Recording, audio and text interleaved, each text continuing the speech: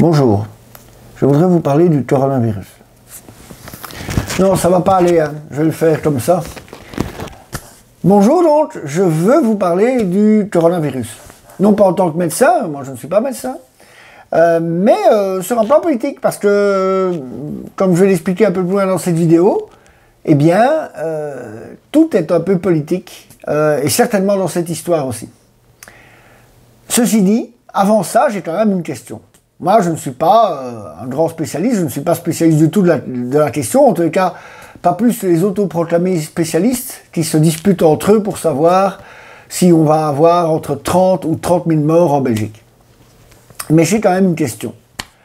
Est-ce que un des 9 ministres de la Santé que compte la Belgique, vous avez bien entendu, hein, 9 ministres de la Santé, on a un ministre fédéral, des ministres régionaux, des ministres communautaires, enfin, le micmac habituel, est-ce qu'un de nos 9 ministres pourrait nous dire une bonne fois pour toutes si c'est quelque chose de très grave ou de pas si grave que ça?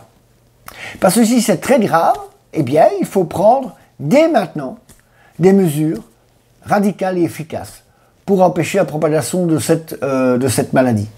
Et je pense évidemment à la fermeture de nos frontières, ou en tous les cas au fait de limiter l'entrée sur le territoire national aux personnes qui auront subi un examen médical. Ça me semble quand même le minimum que l'on doit faire. Je rappelle que lundi dernier, dans aucun des 2 grands aéroports de Belgique, il n'y avait de contrôle sanitaire, même par rapport aux gens qui venaient de zones à risque. Et si jamais ce n'est pas si grave que ça, eh bien il faut le dire, il faut tout simplement nous lâcher une bonne fois pour toutes avec cette histoire-là. Mais je pense que, en tous les cas, quoi qu'il en soit sur un plan médical, cette crise du coronavirus est relativement utile pour certains, car elle permet de détourner l'attention de l'opinion publique européenne par rapport à 2 graves crises qui sont en train de se dérouler aux frontières de l'Europe. La première, c'est cette presque guerre ouverte entre la Turquie et la Russie. Depuis quelques jours, l'armée turque est rentrée massivement dans le nord de la Syrie et se confronte non seulement à l'armée syrienne, mais également à l'armée russe. Ce sont des combats d'une grande intensité qui ont eu lieu. Alors, et cela évidemment est particulièrement inquiétant parce que je rappelle quand même que la Turquie fait partie de l'OTAN. Et que, ce qui veut dire que si jamais ce conflit se détériorait encore et entrait dans une phase de guerre encore plus ouverte, eh bien, en théorie, les pays européens devraient aller prêter main forte à la Turquie. Vous voyez le délire.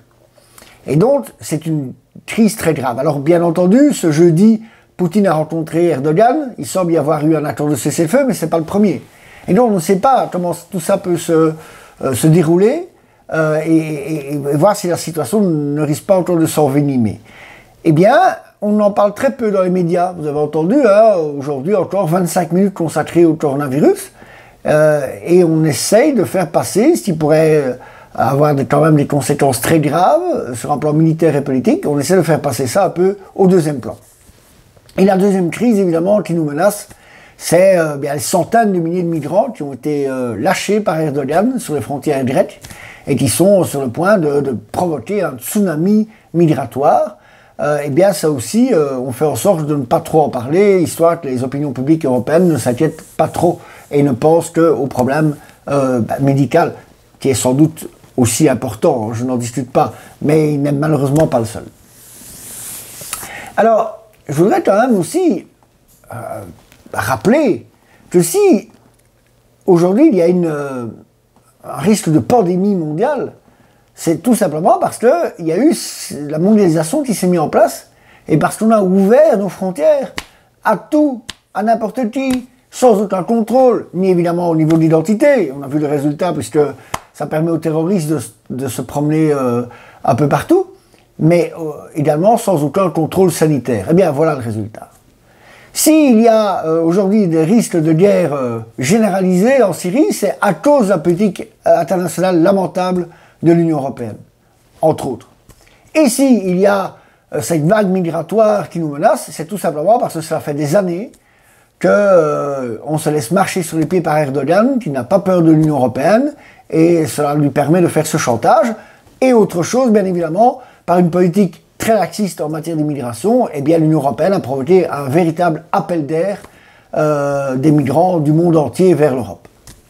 Donc n'oubliez pas, n'oubliez jamais, qui sont les responsables de tout cela? Eh bien, ce sont les partis politiques traditionnels qui nous gouvernent depuis maintenant 50 ans.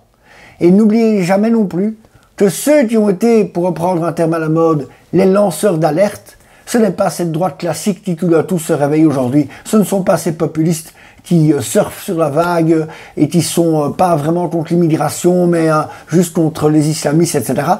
Ceux qui ont lancé l'alerte depuis des années, ce sont les nationalistes, ce sont nous. Ne l'oubliez pas. Alors voilà, conclure là-dessus avec quelque chose de positif, c'est un peu difficile. Alors je dirais tout simplement que épidémie mondiale, risque de guerre ouverte, risque de submersion migratoire, vous reprendrez bien un peu de mondialisme.